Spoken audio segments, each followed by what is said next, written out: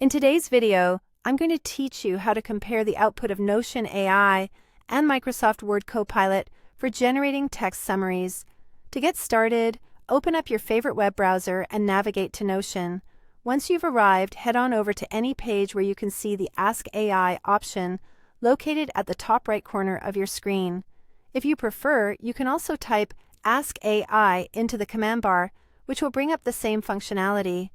Now, it's time to input your test prompt. Let's use an example like, write a 3-sentence summary about time management.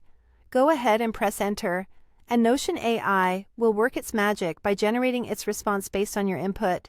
Once you have the answer from Notion AI, you'll want to copy that result to keep it handy for the next step. Switch over to Microsoft Word and open up a new document where you can continue the comparison process. Here, you'll be using a feature called Copilot to generate a similar text response. In your Word document, look for the Copilot function, usually found within the application's tools or add-ins. Now, input the same prompt you used in Notion AI. Write a 3-sentence summary about time management.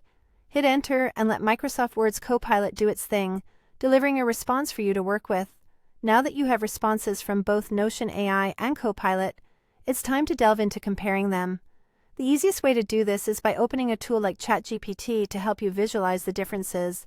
Paste each of the AI-generated summaries into ChatGPT and request a side-by-side comparison. You can even ask for it to present the results in a table format, which will allow you to scrutinize aspects like coherence, the relevance of details, and overall quality with ease. There you have it.